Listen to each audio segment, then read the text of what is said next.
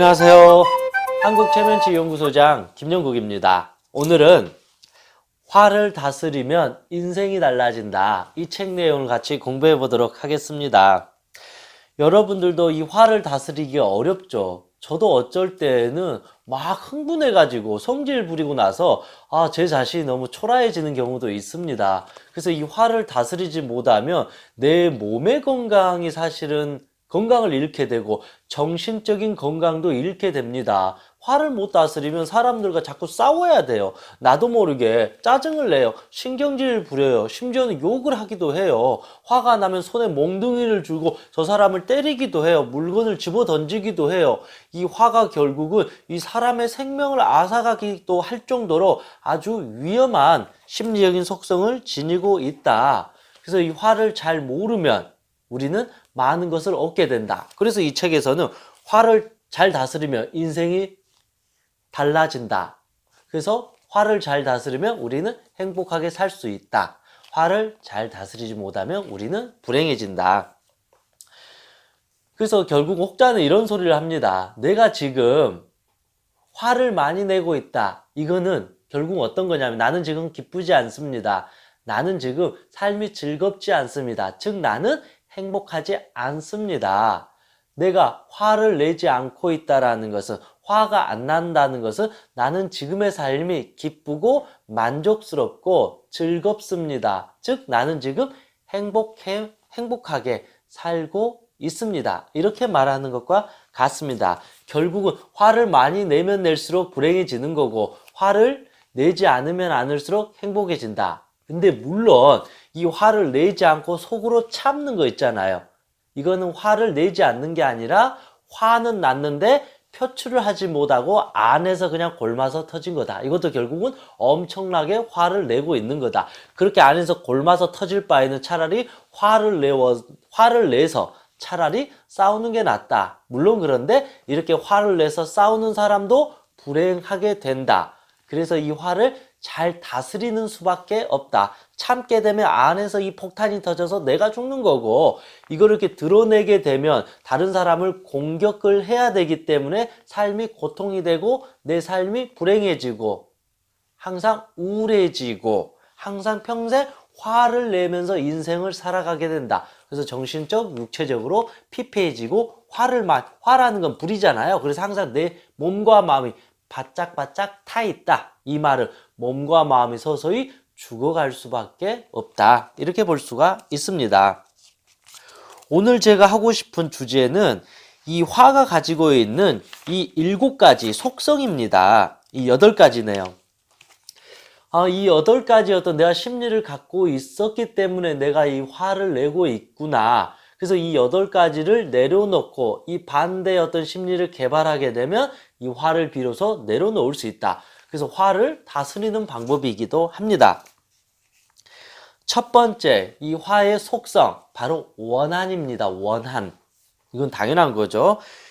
일단 화가 생기면 좀처럼 사라지지 않고 며칠 또는 몇 개월 아니면 평생 지속이 됩니다. 내가 누군가한테 어린 시절 상처를 받았어요. 부모한테 평생 학대를 당했어요. 성추행을 당했어요. 왕따를 당했어요. 친구로 인해서 내 인생이 망가졌어. 이거 엄청나게 원한이 생기잖아요. 한이 생기잖아요. 이걸 바로 화라고 합니다. 그러면 내 가슴 속에서 이 불길이 항상 타오르기 때문에 내 삶은 이 분노로 가득 찰 수밖에 없다. 그래서 평생 나는 화를 낼 수밖에 없다. 이 원한을 갖고 있기 때문에 결국 이 원한은 죽는 그 순간까지 지속이 되기도 합니다. 내가 저 사람을 죽이거나 아니면 내가 저 사람을 용서해야 되는데 용서를 하지 못하면 저 사람을 평생 가슴속에서 미워하면서 화내면서 살아가게 된다. 그런 사람 평생 화가 있기 때문에 삶이 불행해지고 기쁘지 않고 즐겁지 않으면서 우울하게 살 수밖에 없습니다. 그러면 이거에 대한 어떤 근본적인 해결책은 뭘까? 할 수 없는 거예요. 그 원한을 풀거나 아니면 이미 지나간 일이라면 빨리 내가 이 끈을 잘라주고 그 사람을 보내줘야 된다. 그래야지 그 줄을 따라가면서 내 가슴속에 이 원한, 이 화도 같이 딸려간다. 그런데 영원히 용서하지 못할 거야. 죽을 때까지 복수할 거야. 널 죽일 거야. 이런 식으로 가슴속에 담아두면 내 몸과 마음이 병들면서 평생 바짝바짝 타들어가면서 인생을 살아가게 된다. 즉 불행이 시작된다는 것입니다. 화의 두 번째 속성, 이게 경시하는 성격. 항상 자신을 높게 평가하고 타인의 좋은 점에 대해서 경시하는 성격입니다. 사람의 재능이나 능력이나 미모나 체력 등의 장점을 인정하고 싶지 않아서 어떤 구실을 붙여서 저 사람을 깎아내려가는 뭐 그런 거잖아요. 저 사람이 정말 아름다우면 잘생기면 저거 다 수술한 걸 거야. 저 사람 저렇게 좋아 보이지만 성격은 정말로 더러울 거야. 이런 식으로 저 사람의 어떤 장점이나 좋은 점을 우리가 그대로 인정해주고 존중해주고 박수 쳐주는 게 아니라 그거를 깎아내리고 싶은 마음, 그게 바로 경시하는 성격이다. 이 경시하는 이 마음조차도 화가 많이 난다라는 것이죠. 저 사람의 좋은 점을 보면서 내 기분이 어떠해요?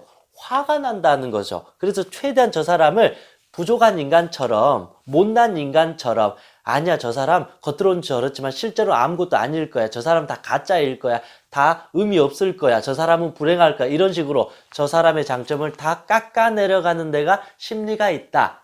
누군가의 어떤 장점을 평가절하하고 경시한다. 즉 이거는 내가 그만큼 마음속에 화가 많이 있다. 이런 식으로 사람을 대하게 되면 될수록 나는 점점 화를 많이 내게 될 수밖에 없다. 화가 가슴속에서 점점 차오르게 된다는 것입니다. 그러면 어떻게 해야 될까요? 이 경시하는 성격을 고치기 위해서는 상대방의 장점을 있는 그대로 인정해주고 존중해주면서 저 사람의 부러운 것을 시기 질투하는 것이 아니라 나도 저 사람처럼 더 노력해서 저 사람의 장점을 내 것으로 만들려고 하는 이런 지혜로운 태도를 갖게 되면 더 이상 다른 사람의 어떤 장점을 깎아내려가는 그런 성격을 지닐 필요는 없다. 세 번째, 화의 속성, 바로 경쟁입니다. 타인과 조화를 이루어 사이좋게 살아갈 수가 없습니다. 현대사회는 사실은 보이지 않는 경쟁, 즉 전쟁 속에서 살아가기도 합니다. 그렇다고 해서 항상 우리는 타인과 경쟁하고 짓밟으려 하고 타인을 이기려는 마음으로 우리는 지금 살아가고 있습니다. 주위의 사람들에게 항상 싸워서 이겨야 되기 때문에 도전적으로 살아가게 되면서 경쟁을 하게 됩니다. 근데 이 경쟁은 어차피 필연적이기도 하지만 이렇게 누군가를 짓밟으려고 하고 그러면서 내가 위로 올라가려고 하고 항상 내가 마치 저 사람한테 이기지 못하면 내가 죽는다라는 이런 어떤 심리 상태, 이 지나친 경쟁 의식, 이것이 바로 화입니다. 그래서 우리나라가 지금 엄청나게 지금 경쟁 사회로 들어섰잖아요.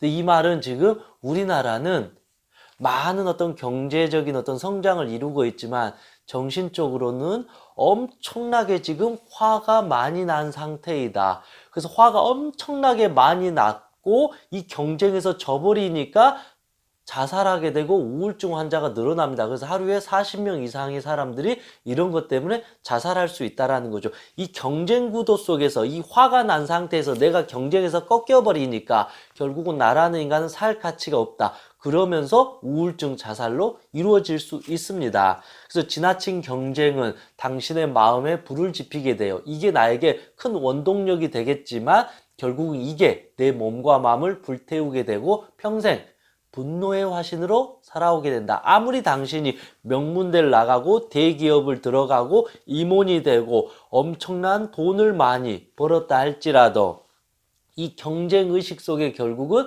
계속 매몰이 되면 당신은 분노조절장애 환자로 살 수밖에 없습니다. 아니면 타인을 괴롭히는 갑질로 인해서 당신의 삶이 망가지게 되면서 모든 명예를 잃게 될 수도 있습니다. 물론 그렇게 내가 살게 되면 나를 좋아할 사람은 결코 없을 것입니다. 그렇게 하니까 결국은 이 화를 많이 낸 사람은 당신의 삶은 불행해질 수밖에 없다. 당신은 지금 기쁘지 않다. 당신이 아무리 많은 것을 얻어도 당신은 영원히 기쁨을 누릴 수가 없다. 이렇게 결론이 나오게 됩니다. 그러면 어떻게 될까요? 건강한 경쟁을 통해서 남을 짓밟고 이기려고 하는 이 전쟁터의 어떤 장수가 아니라 정말로 어떤 스포츠맨십에 의해서 깔끔하게 내가 노력해서 이기면 이 기쁨에 대해서 감사함을 느끼고 이 경쟁에서 진 사람에 대해서 무시하고 깔보고 갑질하는 게 아니라 이들을 존중해주고 이들도 더 잘할 수 있도록 내가 이 파트너십을 보인다라면, 그래도 최소한의 어떤 양심과 조화로움을 보인다라면 내 마음속에 이 화는 더 이상 이제 커지지 않는다. 그러면 이 마음속에서 따뜻함이 생기잖아요. 자애로움이 생기잖아요. 사랑이 일어나잖아요. 그럼 나도 행복하고 저 사람도 행복하게 해줄 수 있는 가장 이상적인 어떤 심리 상태를 우리가 만들어 갈 수 있다. 완벽하게 화를 안 내고 우리가 완벽하게 사랑과 자비를 실천할 수는 없지만 이 사랑과 자비 실천에 가깝도록 우리는 살아갔을 때 행복하다.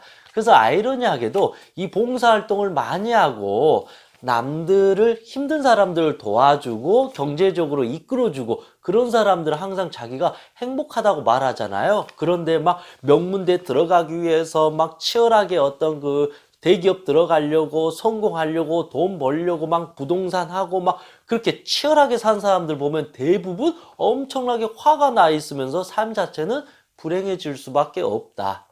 그래서 결국은 우리 경쟁에서 이겨야지 기쁨이 아니라 이 조화로움 속에서 건강한 경쟁 속에서 이기면 즐거운 거고 지면 그 안에서 또 노력해서 건강하게 풍요로움을 누릴 수 있는 그런 어떤 지혜가 있으면 이 화를 다스릴 수 있다. 네 번째, 여러분들이 가장 잘 알고 있는 화의 네 번째 속성은 바로 질투입니다. 질투는 어떤 거냐면 타인의 좋은 점을 인정하고 싶지 않는 기분이지만 그 에너지가 자신의 내면으로 향해서 어두워지는 것을 말한다.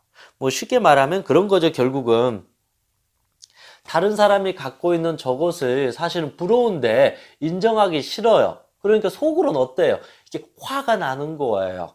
내 안에서. 이게 사실은 남들의 어떤 여성 입장에서는 저 예쁜 여성, 남자 입장에서는 잘생긴 남자, 돈이 없는 사람 입장에서 돈이 많은 사람, 어쨌든 질투의 세상 항상 있을 수밖에 없잖아요. 그 사람들을 봤을 때 저 사람이 부럽다는 거, 질투하고 싶다는 그것을 인정하고 싶지 않지만 초라한 내 자신을 보니까 화가 나잖아요. 짜증 나잖아요. 내가 어두워 보이잖아요. 내가 부족해 보이잖아요. 그래서 다른 사람을 질투하면서 내 자신을 화나게 한다. 내 자신을 초라하게 만드는 심리 상태를 말합니다. 그러다 보니까 점점 내 마음은 이제 화가 나면서 저 사람을 질투할 수밖에 없다. 그래서 결국은 그런 거잖아요. 남의 것을 부러워하면 지는 거다. 그래서 저는 그래요. 이 부러워하는 것까지는 괜찮은데 부러워했으면 너도 열심히 해서 저 사람처럼 만들거나 아니면 나만의 어떤 개성을 잘 만들어서 더 멋있는 사람으로 나를 개발시켜 나가는 것이 가장 좋은 것이다. 괜히 남의 것을 질투하는 통에 자기의 개성이나 장점도 개발하지 못하고 남을 질투하면서 자기 자신을 초라하게 만드는 것은 점점 나를 화나게 하는 것이다. 그럴 시간에 빨리 내 자신을 개발시키고 더 한 인간으로서 더 매력적인 사람으로 우리는 만들 수가 있다라는 것입니다. 다섯 번째 속성, 인색한 사람들은 화를 잘 낸다. 구두쇠를 말하죠. 구두쇠라는 게 단순히 욕심을 부린 사람이라고 우리가 생각하지만 실제 그건 아니다. 자신이 가지고 있는 것을 타인이 사용해서 기뻐하는 것을 싫어한다. 결국은 그런 거네. 구두쇠는 내가 이것을 저 사람한테 주었을 때 저 사람이 행복해하는 게 싫은 거예요. 아주 못된 마음이네요. 그냥 돈이 좋아가지고 이렇게 돈을 이렇게 많이 갖고 있어서 행복하다 이게 아니라 이것을 다른 사람이 내가 갖고 있는 것을 다른 사람이 갖고 있을 때 기뻐하고 행복하고 즐거워하는 모습이 꼴보기가 싫은 거예요. 사촌이 땅 사면 이제 배고파하는 아주 못된 이기적인 마음이라는 거죠. 단지 돈을 좋아한 게 아니라 저 사람이 그 돈을 가지고 행복하게 살아가는 꼴을 보기 싫어한다. 이게 사실은 아주 못된 마음이라고 볼 수 있습니다. 결국 서로 나눔으로써 모두가 즐거워지길 바라는 성격이 아니다. 그래서 따라서 어두운 성격이죠. 사실은 이거를 굳이 천사 악마로 따지면 악마와 같은 어떤 심리인 거죠. 남의 고통을 즐거워하고 남의 기쁨을 싫어하는 그런 어두운 성격이자 어떤 인색함을 말하는데 그 어둠과 그 인색함을 결국은 화라고 말합니다. 그래서 속 좁은 사람들은 항상 화를 낼 수밖에 없다. 그러면 어떻게 해야 돼요? 그럼 단순한 거죠. 결국은 베풀어야 된다. 다른 사람의 행복에 대해서 같이 행복해줘야 된다. 다른 사람의 아픔에 대해서 같이 아파해줘야 된다. 다른 사람이 기쁠 때, 다른 사람이 성공했을 때 같이 박수 쳐주고 내 일처럼 해줘야 된다. 그러면 어떻게 되냐? 화가 없어진다. 내가 계속 화가 생기고 인생이 망가지고 고통스러워지려면 다른 사람의 슬픔에 대해서 기뻐해줘야 됩니다. 다른 사람의 기쁨에 대해서 내가 슬퍼하고 화를 내야 됩니다. 이해가 되시죠? 그래서 결국은 이 자비로운 마음을 가졌을 때 우리는 이 사랑하는 마음을 가졌을 때 비로소 화에서 탈출할 수 있다. 여섯 번째, 반항적이라는 것이다. 아무리 시간이 지나도 사람은 완전해지지 않는다. 그래서 우리는 타인에게서 배우고 지도를 받으며 성장해야 된다. 타인에게서 배운다는 것은 죽는 그날까지 우리가 배워야 되잖아요. 하지만 타인에게 이런저런 해야 할 일들에 대해 들으면 거부 반응이 싫은다. 이것도 화다. 누군가가 이게 가르쳐주면 그거에 대해서 따지고 확인하고 막 자꾸 의심하고 믿지 않고 네가 뭘 안다 그래? 됐어. 헛소리 하지 마. 듣기 싫어. 다 그게 그 소리야. 사실 그럴 수도 있죠. 물론 제 강의가 진짜 뻔한 소리고 들을 가치가 없을 수도 있고 그런데 정말로 제 강의를 다 듣기도 전에 듣기 싫어. 뻔한 소리야. 네가 뭘 안다 그래. 이런 식으로 누군가가 이렇게 가르쳐 주는 거에 대해서 귀 기울여 들으려고 하지 않고 배우려고 하지 않는 사람은 결국 꼰대라는 거죠. 이기적이라는 것이죠. 이 사람들은 결국은 이것도 화이다. 다른 사람이 가르쳐주는 말, 다른 사람의 말을 경청하지 못한 사람들은 다른 사람의 어떤 생각을 들어주지 못하고 이해해주지 못하고 공감하지 못한다라는 것은 이 사람이 그만큼 화가 많이 있다. 이 마음속에 이 분노, 슬픔, 안 좋은 정서가 다 가득 찼기 때문에 다른 사람으로부터 어떤 정보를 들을 수 없고 자꾸 거부 반응을 일으킨다. 듣기 싫어. 그리고 안 듣는 척하고 짜증내고 막 신경질 부리고 화낸다는 거죠. 엄마가 잔소리 많이 하면 아이들이 막 듣기 싫어 이것도 결국은 화가 많이 찬 상태라고 볼 수 있습니다. 그럼 엄마 입장에서 미안해 우리 딸 엄마가 너를 너무 화나게 했구나. 이제부터 잔소리 안 할게. 부모 입장은 자꾸 들으라 그러는데 자식이 안 듣는다는 것은 자식의 문제도 있겠지만 부모가 너무 자식을 화나게 해버렸다. 부모가 자식의 마음을 먼저 경청하고 들어줬으면 자식이 그 정도로 화내지 않았을 것입니다. 그래서 어떻게 해야 될까요? 이제는 내 자신이 부족하기 때문에 인간은 항상 배워야 됩니다. 항상 들어야 됩니다. 그런데 더 이상 듣지 않으면 그때부터 이 사람은 이제 진짜 조선시대 사람으로 살아가는 것입니다. 그럼 혼자 산에서 살아가야죠. 세상은 이미 달라지고 있고 새로운 어떤 지식, 정보는 계속 오고 있으면 사람들과 소통하고 교류하고 책도 읽고 이런 유튜브 강의를 보면서도 이건 이렇구나 저건 저렇구나 잘못된 것은 또 지적하고 배울 건 배우고 이렇게 인간이 성장을 해야 되는데 그냥 다 듣기 싫어 짜증나 이런 식으로 귀를 차단해버리고 눈을 닫아버리고 마음을 꽉 닫아버리고 혼자 방구석에서 가만히 그냥 게임이나 하고 누워있고 우울증에 빠져 있으면 이 사람의 이제 점점 이제 화가 타오르게 될 수밖에 없습니다. 그게 불행이라고 말하는 것입니다. 그래서 이제는 좀 순종적으로 어떤 누군가의 마음의 문을 열고 귀를 열고 경청하려는 그런 자세가 필요하다. 그런 사람이 똑똑하잖아요. 그래서 공부 잘하는 사람들은 마음의 문을 열고 선생님 가르쳐주는 것을 흡수하듯이 쭉 빨아들이는 거예요. 그러니까 공부를 잘하는 거죠. 공부를 못한 아이는 그냥 자기 생각에 빠져서 그냥 선생님 말해도 듣지도 않고 혼자 그냥 책 보고 자기 스타일대로 하다가 결국 공부를 못하게 되는 것입니다. 일곱 번째, 후회입니다.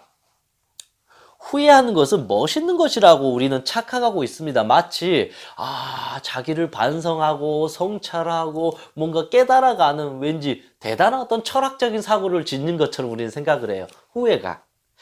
이거는 근데 어찌 보면 우리가 생각하는 어떤 반성이나 깨달음이나 성찰하고 다르다. 이 후회는 무엇이냐면 과거의 실패, 과거의 잘못을 떠올리면서 기뻐하는 거예요? 행복해하는 거예요? 아니에요. 과거의 실패와 잘못을 자꾸 곱씹고 떠오르면서 괴로워하는 것입니다. 화나는 것입니다. 짜증나는 것입니다. 그래서 지나치게 아주 어두운 성격이다. 어두운 성질. 바로 이것은 나쁜 화라고 할 수 있습니다. 그래서 후회를 많이 하는 사람들은 결국 우울증에 걸리고 성격이 어두워지면서 항상 화를 낼 수밖에 없습니다.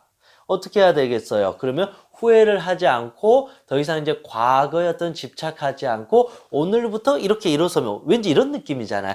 과거에 안 좋은 걸 자꾸 떠올리면 왠지 그 어둠이 밀려오는 것 같은 느낌이 들지 않나요? 그런데 과거를 다 잘라버리고 에랄 모르기다. 오늘부터 다시 시작하자. 그럼 왠지 밝은 햇상이 서광이 비치면서 다시 내가 열심히 뛰어가는 그런 모습이 그려지는 것처럼 이제는 과거를 더 이상 후회하지 말고 오늘을 행복하게 즐겁게 살아가게 된다라면 내 마음속에 화가 사라지게 될 수 있습니다. 마지막 8번째 경노입니다. 이거는 격하게 화를 내는 거죠. 이 묻지마 폭행처럼 약간 사이코패스처럼 아무런 이유도 없는데 이거는 화를 내는 걸 말해요. 밑도 끝도 없이 그냥 욕을 하고 물건을 집어던지고 지나간 사람 막 두드려 패버리고 욕하고 그런 아주 위험한 어떤 성질, 즉 이거를 경노라고 합니다. 이게 이유가 있어서 화를 낸 경우라도 이것은 대단히 이제 강렬해. 설령 이 경노의 마음이 있으면 격하게 이게 노여움이 상태한테는 이유가 있더라도 엄청나게 이거는 위험하고 안 좋은 거라는 거죠. 이 정도의 어떤 분노와 경노가 일어나면 사람을 때리거나 죽이거나 할 정도의 아주 잔인한 어떤 범죄가 될 수 있다라는 것입니다. 물론 이제 경로 정도까지 갈 정도면 이거는 심각한 정신병에 걸렸기 때문에 어떤 병원이나 전문가의 어떤 치료를 급하게 이제 받아야 될 정도입니다. 이거는 왜 그러냐면 이미 분노의 화신이 되어버렸다. 작은 자극에도 어찌 보면 나의 몸과 마음이 휘발유통과 같다. 이 휘발유가 이미 내 몸과 마음에 다 젖어들어 있기 때문에 누군가가 성냥만 켜도 누가 조금만 불씨만 줘도 이미 몸이 활활 타오르니까 내가 죽을 것 같으니까 저 사람을 오히려 더 죽이려고 하는 이 분노의 에너지로 인생을 살아가게 된다. 그래서 물론 이제 같은 화라도 어떤 이 성냥개비의 화가 있을 수도 있고 이 핵폭탄과 같은 엄청난 화가 있을 수도 있습니다. 그래서 오늘은 이 8가지 이 화의 속성을 알아봤습니다. 8가지 이렇게 공부해 보니까 어떤 생각이 드나요? 우리는 누구나가 이렇게 화가 있습니다. 그런데 이 8가지를 방치하고 경쟁하고 시기하고 미워하고 남을 깎아내려가고 구두쇠처럼 살고 그런 식으로 부정적인 마음, 어두운 마음, 누군가를 자꾸 반항하고 자꾸 이제 인색한 마음으로 누군가를 무시하고 깔보고 이런 식으로 살게 되면 당장은 내가 왠지 이기는 것 같고 승자가 되는 것처럼 떵떵거릴지 모르겠지만 결국은 우리는 이 화를 평생 안고 살기 때문에 결국 이 화는 이 스트레스의 어떤 형이라고 볼 수 있어요. 스트레스가 암을 유발시키잖아요. 결국 스트레스 때문에 우리는 모든 것을 잃게 돼요. 이 스트레스에 몇 배 힘이 센 이 화가 내 몸과 마음 속에 자라나면 훨씬 더 이 암도 더 심해질 거고 정신도 훨씬 더 피폐해질 거고 그러면서 모든 인간관계가 다 끊어지면서 내가 얻은 부와 명예와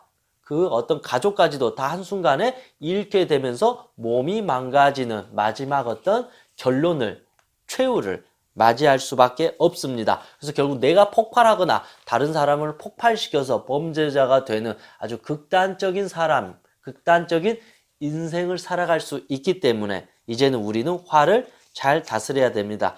결국은 내 자신을 사랑하고 다른 사람을 사랑하는 마음, 이게 왠지 손해보는 것 같지만 이게 너무 두리뭉실한 것 같지만 자기를 사랑하고 다른 사람을 사랑하게 되면 다른 사람에 대해서 화가 덜 날 것이고 내 자신에 대해서도 화가 덜 날 것입니다. 그러면 내 자신의 삶도 기쁨이 찾아오고 즐거움이 찾아오고 행복이 찾아옵니다. 그럼 다른 사람을 봤을 때도 같이 기뻐하고 즐거워하고 행복할 수 있다라면 이게 가장 이상적인 모습이다.